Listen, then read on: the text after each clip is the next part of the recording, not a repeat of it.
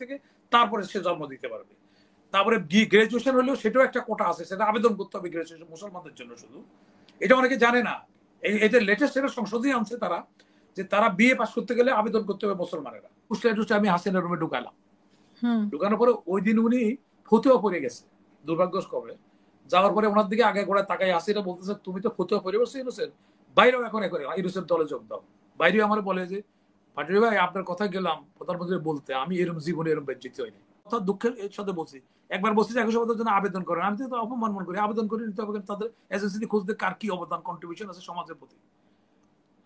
আমরা এই জায়গায় কথাগুলি বলতেছি, দেখো না তুমি নিজে তো দেখছো যাদের স্বার্থে রেখেছে তারা খেপে যাচ্ছে, তাহলে আমার তো 1% হলে তো আমাদের রিস্ক থাকতেছে। যে শফিক সাহেব যেটা প্রেস কনফারেন্সটা করে, অ্যাকচুয়ালি প্রেস সেক্রেটারি করার কথা, কারণ ওয়ার্ল্ডের কোথাও মোদি বা কি কোনো প্রেসের সাথে এরকম কথা বলে? আমাদের যেরকম প্রতিদিনে আমরা টি পার্টি করতাম, আত্মসমাধি করতাম আমাদের, কিন্তু এটা পৃথিবীর কোথাও কিন্তু সফর করে আসার পরে এরকম কোন সিস্টেম রাষ্ট্রপ্রধানের যে ওই সময়টুকু দেওয়া হয়, ওইটা রাষ্ট্রের অনেক কিছু কাজ, গুরুত্বপূর্ণ কাজ উনি করতে পারে। অ্যাকচুয়ালি প্রেস সেক্রেটারিরা এগুলি দেয়। আগে যেটা হয়েছে এটা ভুল হয়েছে, তাহলে তো আমেরিকার প্রেসিডেন্টও তো এরকম সংবাদ সম্মেলন করতো, ভারতের সম্মেলন কেউ তো করে না। আগেটা ভুল ছিল, এখন যেটা করতেছে সেটা ঠিক আছে। এটা অ্যাকচুয়ালি প্রেস সেক্রেটারিরা তার পক্ষ থেকে তার নিজের মতামত দিতে পারবে না। প্রেস সেক্রেটারি যদি গভর্নমেন্ট এমপ্লয়, সরকারের যেটা বলছে সেটা সে জানাইতে পারবে। মাঝে মাঝে সে আবার একটু ভুল হয়, তার মাঝে মাঝে সে মন্তব্য ডিসিশনও দিয়ে দেয়। ডিসিশন দেওয়ার অথরিটি সে না, সে একটা সেক্রেটারি ওই লেভেলে। তো প্রেস কনফারেন্স তার করার সঠিক এটা। কিন্তু সেই জায়গা থেকে উনি আবার মাঝে মাঝে কিন্তু ফেসবুকে স্ট্যাটাস দেন, আবার তুলেও নেন। কিন্তু না না না, ওইটা দিতে পারেন না, ওইটা উনি হয়তো জানেন না এই জন্য বলছেন। কারণ সরকারি কর্মকর্তাদের জন্য, যেমন এরশাদের আমলে সার্ভিস কন্ট্রাক্ট রুলস হয়েছে, তো তখন ক্যাবিনেট সেক্রেটারি এরশাদ বললেন যে পলিটিশিয়ানরা যা তা বলতেছে, তো কোড অফ কন্ডাক্ট থাকা দরকার। তখন একটা কোড অফ কন্ডাক্ট করছে, ওরা ভুলে গেছে ক্যাবিনেট সেক্রেটারি। পরে উনি নাকি বলেছে কোড অফ কন্ডাক্ট কি হলো, বলে স্যার 3 দিনের মধ্যে করতে হবে, আমি নাহলে কিন্তু আমি সবগুলির বাড়ি পাঠাবো।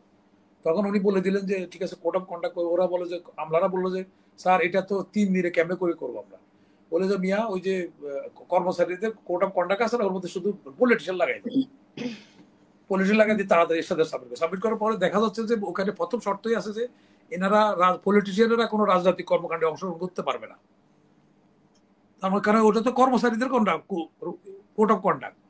তো এখন এই যে এটা কেন বললাম আমি, যে কোড অফ কন্ডাক্ট আছে, কর্মচারীরা কি বলতে পারবে, অ্যাডভাইজাররা কি বলতে পারবে? অ্যাডভাইজার যেটা বলতে পারবে কর্মচারী সেটা বলতে পারবে, কারণ ওনার স্ট্যাটাস হলো সেক্রেটারি স্ট্যাটাস। সেক্রেটারির সকল রুল ওনার জন্য অ্যাপ্লিকেবল। এটা গেলো একটা। উনি মন্তব্য দিতে পারবে না, 2-1টা জায়গায় উনি মন্তব্য দিয়ে দেন, এটা বলতে পারবে উনি সরকার যা করতেছে শুধু এটা জনগণকে ওয়াকিবহাল করবে, অবহিত করবে। এটা গেলো এক। আর 2 নম্বর হলো ওনার সাথে আমি প্রফেসর সাহেবের সাথে একটু করি, ওখানে যে মুসলমানদের যে কিছু অর্গানাইজেশন আছে, ওই যে ওয়াকফ সম্পত্তির আয় দিয়া তারা মুক্ত মাদ্রাসা এগুলো করতেছে, রাষ্ট্র থেকে তেমন বরাদ্দ পাচ্ছে না, বৈষম্য হচ্ছে ওখানে। আর ওখানে তুমি বাচ্চা হইতে গেলে তার পারমিশন লাগবে, কারণ ওই যে এরা বলতেছে 30 কোটি, এটা 26 কোটি না, 30 কোটি মুসলমান আছে। তো ওরা মনে করতেছে আরো কিছুদিন পরে বাচ্চা মুসলমানদের বেশি হচ্ছে, তো এরা বেশি হইলে তো ভবিষ্যতে তাদের জন্য সমস্যার সৃষ্টি হবে। সেই জন্য এখন তারা সন্তান একটার পরে যদি কোনো সন্তান হতে, তারা আবেদন করতে হবে, পারমিশন নিতে হবে সরকার থেকে, ফ্যামিলি প্ল্যানিং থেকে, তারপরে সে জন্ম দিতে পারবে। তারপরে গ্রাজুয়েশন হলেও সেটাও একটা কোটা আছে, সেটা আবেদন করতে হবে গ্রাজুয়েশন মুসলমানদের জন্য শুধু। এটা অনেকে জানে না। এটা লেটেস্ট এটা সংসদে আনছে তারা, যে তারা বিএ পাস করতে গেলে আবেদন করতে হবে মুসলমানেরা। আর আমাদের জামাই ধরে আছে হিন্দুরা, তারপরে দেখো ওই যে বেসব আমাদের ধর্মীয় নেতারা কত বড় কথা হইতেছে কতগুলো। আমি একবার একজনকে বলছিলাম যে চলেন যাই চিন্ময়। আচ্ছা, আরেকটা ঘটনা হলো চিন্ময়কে তারা কিভাবে দেখছে। চিন্ময় একটা বদমাশির জন্য তাকে হাতে নাতে ধরা পড়ছে, তা তো একটা দেবতা যে আমার রোল মডেল হবে। এখন আমার প্রফেসররা আমার রোল মডেল হবে, যদি চরিত্রহীন তার রোল মডেল কি হবে? ইমামতি, বাইতুল মুকাররম ইমামতি করতে পারবে? চিন্ময় বলৎকারের জন্য তারে ধরা হয়েছে হাতে হাতে, হিন্দুরাই ধরছে, মামলা করছে তার বিরুদ্ধে। আচ্ছা, এখন দেখো চিন্ময় মত্তরে যখন করছে, ভারতের এটা নিয়ে খুব জ্বালা যন্ত্রণা শুরু হয়ে গেছে এইটার ব্যাপারে। তো এখন চিন্ময়কে কেউ সাহস পায় না ধরতে। বাংলাদেশের আমাদের হারুনের বিবি হারুন বলি না আমরা, হারুনের জায়গায় যেটা মল্লিক দুঃসাহসী অফিসার, ভালো অফিসার, সে অ্যারেস্ট করছে। এখন তার বাচ্চারা, এটা আমাদের কোনো মিডিয়া কিন্তু বলে নাই, মল্লিকের বাচ্চারা স্কুল যেতে পারে না, তাকে থ্রেট করা হয়েছে তার বাচ্চাকে তুলে নেওয়া হবে। আমরা কোথায় আছি? আমরা যে বলতেছি যে এটা অনেক যোগ্য সরকার, আমাদের অনেক কিছু আছে, যোগ্য অবশ্যই সন্দেহ নাই, কিন্তু কথা যদি এখন যদি ডিবির যিনি অ্যারেস্ট করছে, হারুন হোটেলের মালিক যিনি, এখন তার সন্তান স্কুল যেতে পারছে না। আমি তো বলতেছি, এটা মিডিয়া, কোন মিডিয়া তোমরা বলছো এটা? তো অনেকের অনেক কিছু জানা নাই। ওই যে ভাই যে বললো আমার কথা, আমি জানি না, আমি কতটুকু জানি, লোকে বলে যে মানে ওনার নাম কি বলছেন হারুনের জায়গায় এখন যে আছে? ডিআইজি রেজাউল মল্লিক। ডিবির এখন হারুনের জায়গায় যিনি আছেন, আমার হারুন হোটেল যে উনি আছে রেজাউল মল্লিক, ভালো অফিসার, সাহসী অফিসার, কেউ ধরতে সাহস পায় না। এই সিনেমা মাত্রকে উনি অ্যারেস্ট করছে। অ্যারেস্ট করার পরে ওনার কাছে টেলিফোনে হুমকি আসছে বিভিন্ন জায়গা থেকে, ভারত থেকে বিভিন্ন জায়গাতে আসছে, তোমার বাচ্চা কোথায় পড়ে, তোমার বাচ্চাকে আমরা তুলে নিয়ে যাবো। এখন ওনার বাচ্চা স্কুলে যেতে পারে না, বাসায় পড়ায়। তো আমি যে এই যে তথ্য কোন আমাদের মিডিয়া কোনো মিডিয়া আসছে, আমাদের অনেকগুলি ঘটনা, আমি একটা উদাহরণ হিসেবে বলছি, এর অকল্পনীয় অনেকগুলি ঘটনা ঘটতেছে যেটা সরকার আছে বলে আমাদের মনে হচ্ছে না। আমার ব্যক্তি, আমি ইউনূস সাহেবের মধ্যে শ্রদ্ধারে বলছি, এবং উনি আমাকে, আমি আগেও বলছি, ওনার যখন ক্রাইসিস সময় আমি কথা বলছি, আমি নজরুল ইসলাম খানকে দিয়া হাসিনার রুমে ঢুকাইয়া বলছি যে, আমি ইউনূস স্যারের নিজে বলছি আমি যে স্যার আপনি এটা অ্যাপয়েন্টমেন্ট নিতে পারেন, এটা গ্যাপটা এ করতে পারে না। আমি মিডিয়া যদি স্যার শুনে থাকে, আমি এনার্জি নাসিরের অনুষ্ঠানে ওনার লগে 2 ঘন্টা আমার পাশাপাশি বসে আমি বলছি স্যার এগুলি করেন, আমি হাসিনার গোষ্ঠী উদ্ধার করতেছি, উনি ডানে ভাবে দেখে কেউ ওনারা ফলো করতেছে কিনা, তখন হাসিনা গভর্নমেন্ট ইউনূস স্যারের লগে 2 ঘন্টা আমি পাশাপাশি বসে আমরা করছি, এইসব কথাগুলি বলছি। স্যার এর মতো হচ্ছে আপনি ওনার লোকে দেখা করলে তো এটা সমস্যা, বলছে আমি কি 7 ফুটা করে নামবো? আমি বহু লোকের কাছে যে কথা বলে তার আর অপমান হয় না, তার প্রমাণ আমি পাইলাম। পরে আমি এনআই খান, নজরুল ইসলাম খান সেক্রেটারি, ওই যে শিক্ষা সচিব ছিল, ওনার PS1 ছিল, তারে বললাম নজরুল ভাই আমাদের এই যে সমস্যাগুলি, ইউনূস স্যার একটা এত ভালো অসম্মান নিয়ে বই আনছে, উনি আমাদের অর্থনীতি সাঙ্গ হবে, ওনার লোকে সম্পর্কে ভালো করলে গভর্নমেন্টেরও লাভ, দেশেরও লাভ। ওনারে ফুসলাই টুসলাই আমি হাসিনার রুমে ঢুকালাম। ঢুকানোর পরে ওই দিন উনি ফতুয়া পড়ে গেছে দুর্ভাগ্যক্রমে। যাওয়ার পরে ওনার দিকে আগে গোড়া তাকাই হাসিনা বলতেছে তুমি তো ফতুয়া পড়ে বসছো ইউনূসের, বাইরেও এখন করে ইউনূসের দলে যোগ দাও।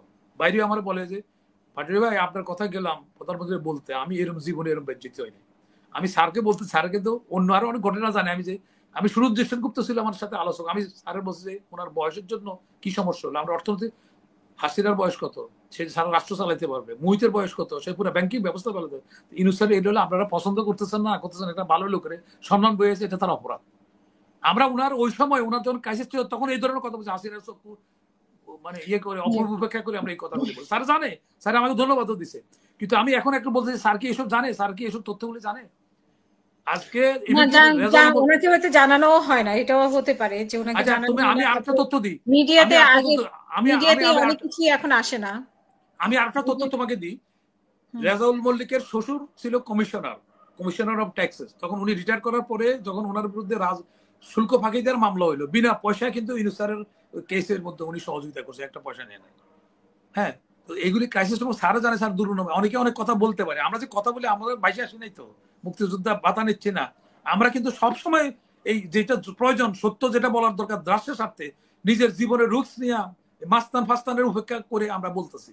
কারণ আমি একজন মুসলমান, আমি বিশ্বাস করি আমার পূর্ব নির্ধারিত আছে আমার কি হবে, কোথায় আমার লাশ হবে না হবে, কি হবে, আমি কি হবে। সুতরাং আমি এইসব বেস্টেড গ্রুপ, এসব গুন্ডা ফান্ডারকে, আমি কালা জাহাঙ্গীর বিটিভিতে আমি কালা জাহাঙ্গীরের বিরুদ্ধে এগেনস্টে কথা বলছি, আমি বেগম জিয়ারের ডিউ দিচ্ছি, এই যে ব্র্যাক হচ্ছে র্যাব, এটা আমার প্রেস চাই, আমি বেগম জিয়ার 22 জিজ্ঞাসা করো তোমরা যদি কারো লোকের মাধ্যমে, আমি সিটে দিচ্ছি, বলছি যে গতানুগতিক ফোর্স দিয়া আমরা ঠিক করতে পারবেন না।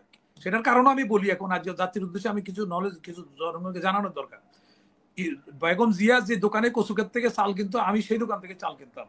তো ওনার একটা অ্যাসিস্ট্যান্ট ছিল ইউনূসে ওইখানে যাই আনতো, আমার সাথে কয়দিন দেখা হয়েছে। হঠাৎ করে একদিন দেখি ওখানে জটলা, কি হয়েছে দেখি যে ওখানে ওই চালের মালিককে গুলি করছে চাঁদাবাজরা, চাঁদা পায় নাই। তো এর আগে বিএনপি একটা ম্যানিফেস্টো দিয়েছিল যে সন্ত্রাস দমন তাদের 1 নম্বর এজেন্ডা থাকবে। তখন আমি একটা চিঠি লিখলাম ওনাকে, সৈয়দ মঞ্জুর হোসেনকে দিয়ে আমি পাঠালাম এটা, সৈয়দ মঞ্জুর হোসেন পাঠালাম যে দেখেন আপনি গতানুগতিক এই পুলিশ দিয়া বা এটা দিয়ে আপনি পারবেন না, এই সন্ত্রাস যখন এত বেড়ে গেছে, কালা জাহাঙ্গীর, লাল জাহাঙ্গীর, মাহফুজ, কত রকমের বিশেষণ লোকজন ছিল, গালকাটা, এরকম অবস্থা হচ্ছে। তখন আমি বললাম যে এইটাকে দমন করতে গেলে আপনাকে একটা এলিট ফোর্স করতে হবে, ওয়ার্ল্ডের অনেক জায়গায় আছে, এলিট ফোর্সটা কিভাবে করতে হবে, বিভিন্ন বাহিনী থেকে সৎ যাচাই বাছাই করে কিছু লোককে সমন করেন এটা। তখন ব্রিগেডিয়ার হায়দার ছিল ওনার SSF এর, ব্রিগেডিয়ার হায়দার আমাদের বন্ধু ছিল, কয় ফেস্তো লাগাই দিচ্ছেন কি হয়েছে, বেগম যে ডাইকা সবাই বলছে যে একটা এলিট ফোর্স ঘোষণা করো। আমরা তো আজকে আমরা 21 পদক পাই না। হ্যাঁ, যে 21 পদক কে পায়, একটা উৎপাদন করে কৃষক, ক্যামেরাম্যান ছবি আনে, সেটা দেখাই 21 পদক নিয়ে যায় 2 বার। হ্যাঁ, তো সেখানে সে উৎপাদনও করে না, ছবিও সে উঠে না, উঠে ক্যামেরাম্যান। হ্যাঁ, তো আমরা এখন আজকে কথা দুঃখের সাথে বলছি, একবার বলছি যে 21 পদের জন্য আবেদন করেন, আমি তো অপমান মনে করি, আবেদন করে নিতে হবে তাদের এজেন্সি খুঁজতে কার কি অবদান কন্ট্রিবিউশন আছে সমাজের প্রতি। আমরা এই যে কথাগুলি বলতেছি, দেখো না তুমি নিজে তো দেখছো যাদের স্বার্থে রেখেছে তারা খেপে যাচ্ছে, তাহলে আমার তো 1% হলে তো আমাদের রিস্ক থাকতেছে বা সম্পর্ক খারাপ হচ্ছে। আজকে আমি তোমারে বললাম যে রেজাউল মল্লিকে এতগুলি দ্রুত মানে সাহসী কাজ করছে, তার শ্বশুর ওনার বিনা পয়সায় ওনাকে ট্যাক্সের কালেকশনের ওইটার ব্যাপারে ইউনূস স্যারকে করছে, ওনার পক্ষে করছে, হাসিনার উপেক্ষা করে রক্তচক্ষু আমরা করছি। এখন তুমি দেখো কত তোমরা, আমি বলি সরকারে এখন শুধু খালি আগের টকশো গুলি দেখুক না, দাদা কে কি কইছে, কি কি ভূমিকা, ওই শেষের 6 মাস 1 বছরটা দেখুক, তাহলে তো আসল লোক পাবে। এখন কতজনের বিপ্লবী হয়ে গেছে, কতজনের এরা এখন সবকিছু সবাই করছে। বিপ্লবী হয়ে গেছে, কিন্তু হ্যাঁ, যখন ছাত্র হয়ে গেছে। আমরা কি কি করছে, আমি দুইটা একটা যখন নমুনা সত্যিকারের বলতেছি বিপ্লব তোমাকে। ছিল আমরা বসে বসে কথা বলতাম, ফরহাদ ভাই শুনো, এই যে এখন এখন আপনি যে এখন যে সিনিয়র সচিব পদমর্যাদা দিয়ে এখন সবাই কোঅর্ডিনেটর বিপ্লবী। করছে, ওনাকে দিয়ে ফোন করে আমাকে থ্যাঙ্কস দিয়েছে বলার পরে বলে আপনার কোনো সমস্যা হবে না, আগে লোক স্যার খুঁজে নিজে পাওয়া আমাকে যেত বলছে। না। স্যার আমার নিজে বলছে, আমি স্যার আমি কি সমস্যার কথা চিন্তা করি কথা বলি, আমি আপনার পক্ষ নেই না, আমি যেটা সঠিক সেটা বলছি। আমি ডক্টর ইউনূস স্যারের এই কথাই বলছি। আমার আরেকটা কথা বলি, দেখো মানুষ রাজনীতিবিদের চরিত্রের কথা বলি। আমাদের পাশে এসে দিলীপ বড়ুয়া একটা ছবি উঠাবে ওনার জন্য, ওই যে অনুষ্ঠানে আমাকে রিকোয়েস্ট করলো, আমি ছেড়ে দিলাম, ছবি উঠালো। ছবি উঠানো ধন্য হইলো, ওনার সালাম দিলে উনি চিনলো বলে মনে হলো ওনার দিলীপ বড়ুয়াকে।